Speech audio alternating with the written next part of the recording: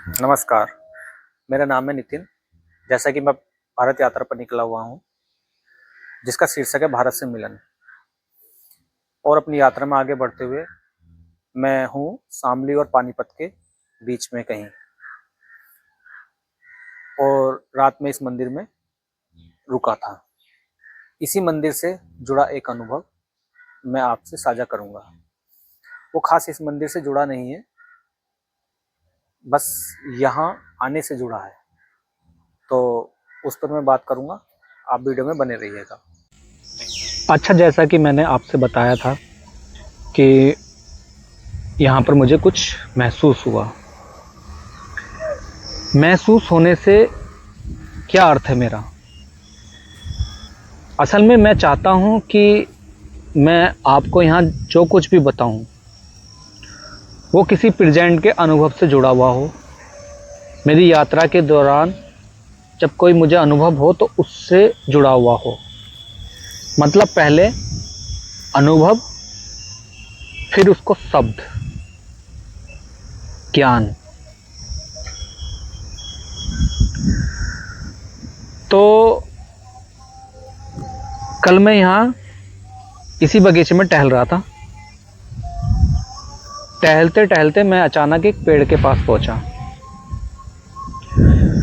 उस पेड़ को जब मैंने देखा तो मेरे मन में ख्याल आया कि क्या है तुम्हारा सत्य। जब मैं ये ख्याल को देख रहा था अपने भीतर, तभी मैंने पाया कि जैसे खुशी का आयाम मेरे भीतर सक्रिय हुआ। मतलब उस समय मैं अपने भीतर एक खुशी को महसूस कर रहा था जो किसी चीज़ पर डिपेंड नहीं थी, जो अपने आप वहाँ मौजूद थी। तभी मुझे समझ आया कि हम अपनी ज़िंदगी में ऐसी मान्यता रखते हैं कि खुशी कोई बाहर की चीज़ है। जैसे हम कहते भी हैं कि जब मेरी ज़िंदगी में ये कामयाबी हो जाएगी, जैसे मुझे नौकरी मिल जाएगी, मेरे पास पैसा हो जाएगा, मैं किसी इंसान से जुड़ जाऊंगा, या मैं जो भी चाहता हूं अपनी ज़िंदगी में, जब वो मुझे मिल जाएगा तभी मैं खुश होऊंगा या तभी मैं खुश हो सकता हूं। असल में ये गलत मान्यता है। ऐसा नहीं है। खुशी होने के लिए किसी भी बाहरी चीज़ की ज़रूरत नहीं होती, क्योंकि वो हमारे अंदर का स्वभाव है, हमारी आंतरिक अनुभूति है, आंतरिक गुण है। तो जब हम अपनी ज़िंदगी में ऐसा मानने लगते हैं कि बाहर से कुछ होगा जो हमें खुश करेगा, जो हमारी ज़िंदगी को खुशी से भर देगा, तो ऐसा होता नहीं है। क्योंकि मन का स्वभाव ही है कि वो जब किसी चीज़ को पा भी लेता है तब भी वो फिर किसी दूसरी चीज़ की तरफ बढ़ जाता है। और ऐसा भी संभव नहीं है कि जो भी चीज़ें हम पाना चाहते हैं वो हमें मिल ही जाए।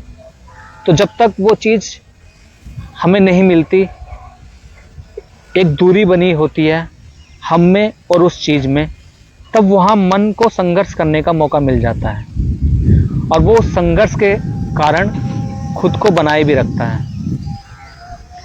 और हम उस संघर्ष के कारण अपने भीतर दुख पाते हैं, और हमें लगता है कि ये दुख मुझे इस वजह से मिल रहा है क्योंकि मैं चाहता था कि वो काम हो जाना चाहिए, लेकिन वो हुआ नहीं।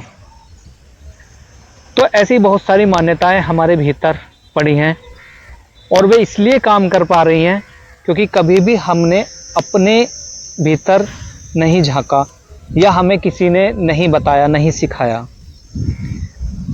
और हम फिर उसी विचार प्रक्रिया से ज़िंदगी को जीते रहते हैं। अभी आपको जितना भी इससे समझ आया, आप अपनी ज़िंदगी में देखें कि कहाँ कहाँ आपने अपनी खुशी का सोर्स किसी दूसरी चीज़ को बना रखा है। तो मुझे लगता है कि मेरा ये खुद का अनुभव था आप अपनी ज़िंदगी में इस चीज़ को आजमा सकते हैं, देख सकते हैं, परख सकते हैं और शायद देखने, समझने और परखने से बहुत चीज़ें हल हो जाती हैं, बहुत चीज़ें समझ आ जाती हैं।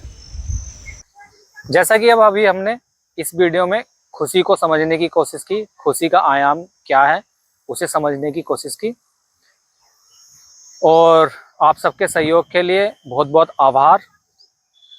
यूं ही मेरे साथ यात्रा करते रहिए और देखते हैं आगे कुछ अनुभव होगा या जो भी चीज़ें समझ आएंगी उसके आधार पर मैं आपसे अपनी बात साझा करूंगा और कुछ टॉपिक्स लेंगे आगे चलकर जो लाइफ से जुड़े हुए हैं।